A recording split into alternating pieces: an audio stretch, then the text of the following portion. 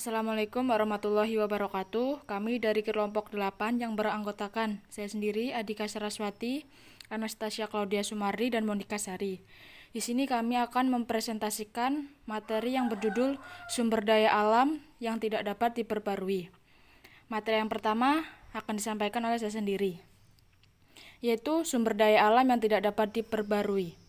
Sumber daya alam yang tidak dapat diperbarui adalah sumber daya alam yang memiliki waktu regenerasi sangat lama atau bahkan tidak dapat berregenerasi sama sekali.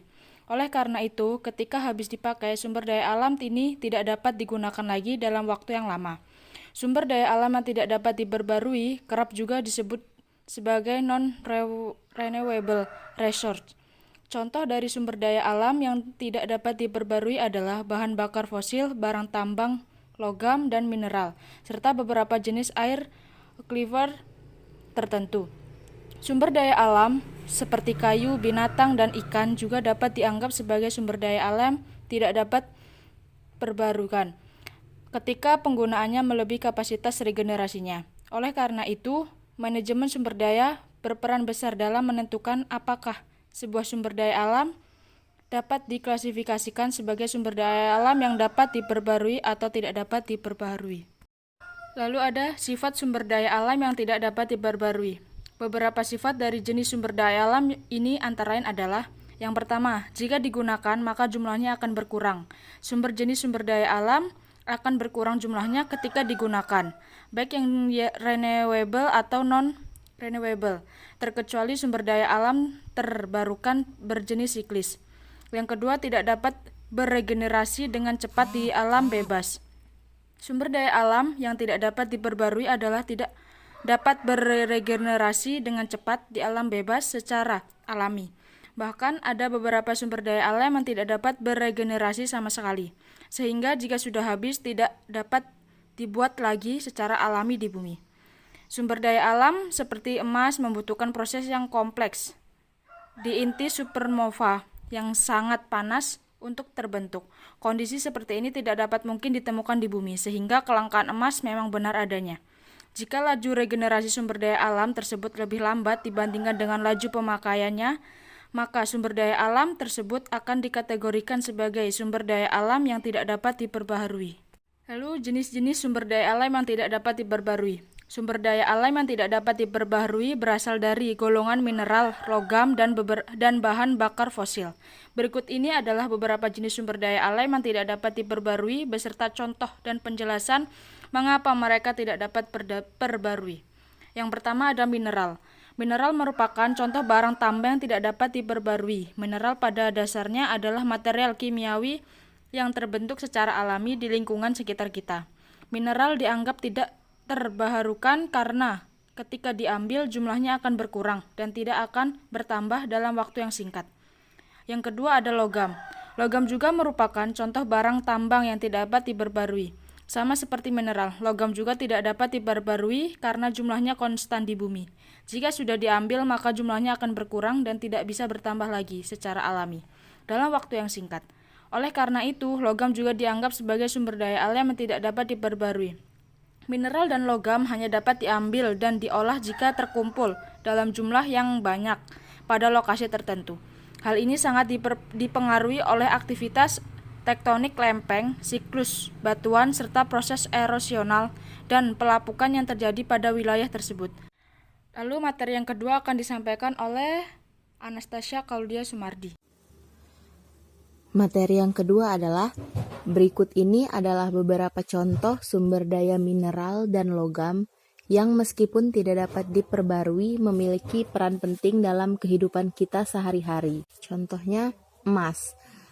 Emas merupakan logam mulia yang keberadaannya sudah dikenal oleh semua orang.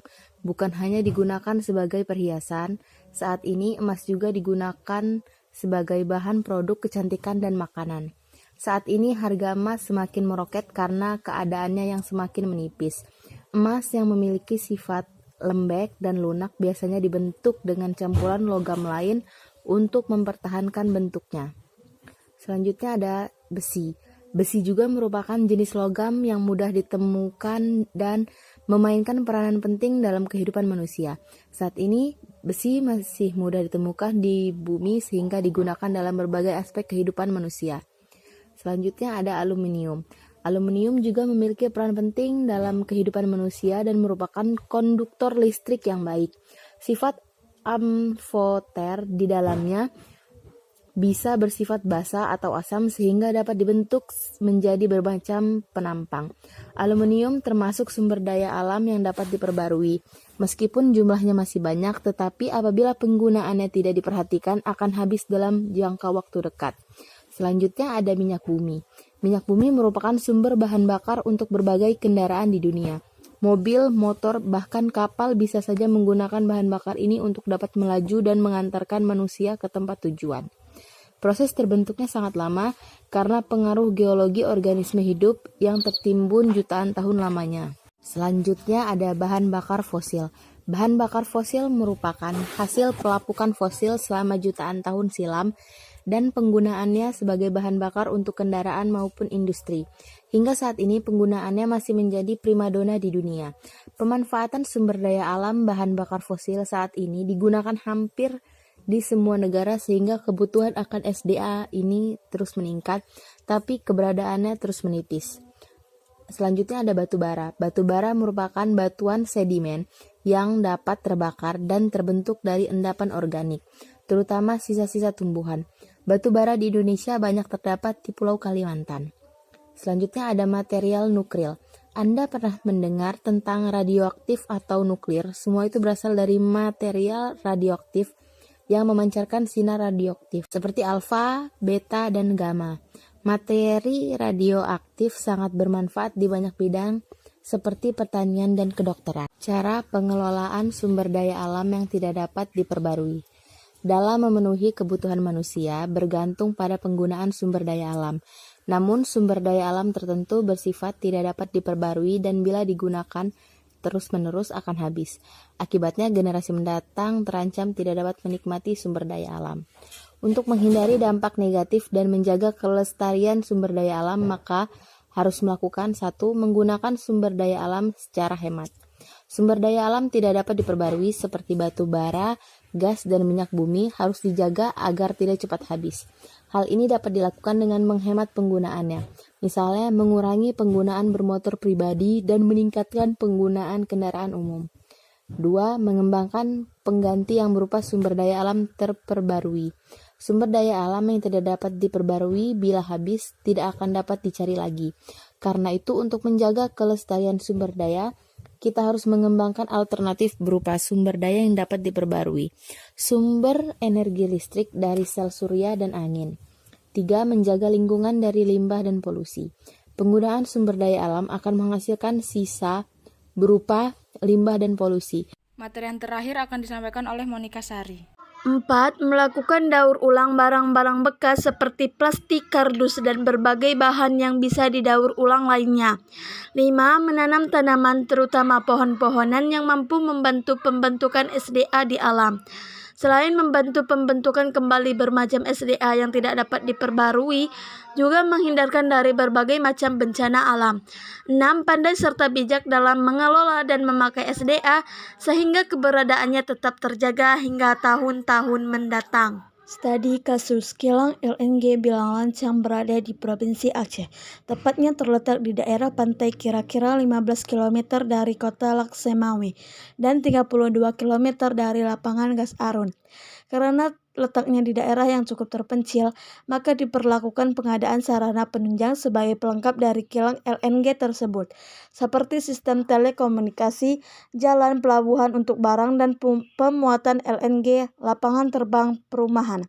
Kilang LNG ini dibangun setelah ditemukannya lapangan gas Arun pada tahun 1971 oleh Mobil Oil Indonesia dalam rangka kontrak bagi hasil dengan Pertamina. Lapangan gas Arun dikembangkan dan dikelola oleh Mobil Oil Indonesia yang bertindak sebagai kontraktor bagi hasil Pertamina dengan tujuan menjadikan sumber gas tersebut sebagai bahan baku utama untuk kilang LNG.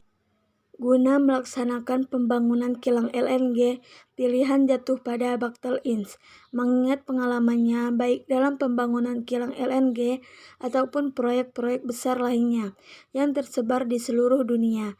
Untuk sistem pencairan gas pilihan jatuh pada Air Product and Chemical Inch, mengingat sistem tersebut merupakan suatu sistem yang telah teruji. Pekerjaan engineering dan perincian perkiraan biaya dilaksanakan pada bulan Januari 1974 di San Francisco, kemudian di London dan di Jakarta.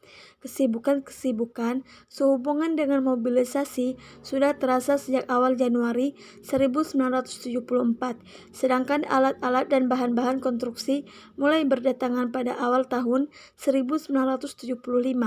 Dalam rangka mengelola proyek, Pertamina membentuk suatu task force yang merupakan suatu gabungan antara Pertamina dan Mobil Oil Indonesia, dengan tujuan utama adalah melaksanakan pengawasan kegiatan proyek secara menyeluruh, mulai dari perencanaan, pengadaan material dan konstruksi, hingga jaminan akan kualitas, jadwal, biaya maupun rehabilitas yang telah dijadikan sasaran dapat dicapai dengan memuaskan. Demikian juga halnya dalam mengelola kilang LNG. Pertamina dengan Mobil Oil Indonesia bersama-sama membentuk suatu organisasi gabungan untuk mengoperasikan kilang LNG Belang Lancang. Organisasi ini terdiri dari karyawan-karyawan Pertamina bangsa Indonesia yang telah berpengalaman, dibantu oleh tenaga-tenaga ahli dan terpilih yang disediakan oleh Mobil Oil Indonesia yang telah mempunyai pengalaman luas. Kilang LNG Belang Lancang ini dioperasikan oleh PT Arun Natural Gas Liquefaction CO.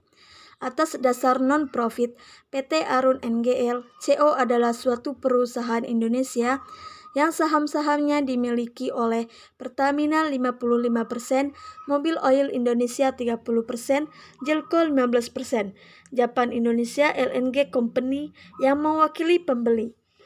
Pada awalnya, LNG Arun mengikuti UU Migas yang lama, UU 8 1971, namun dengan adanya UU baru, UU 22 2001, bisnis migas Indonesia berubah, termasuk bisnis LNG. Pada tahun 2009, PT Arun NGL memproduksi 14.000 meter kubik LNG dan 6.000 kondensat per hari.